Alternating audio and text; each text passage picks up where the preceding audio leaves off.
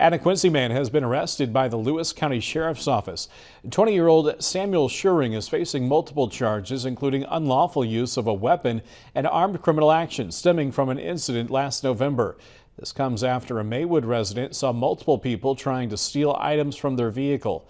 The resident confronted them, and then the suspects left and fired a weapon into the air.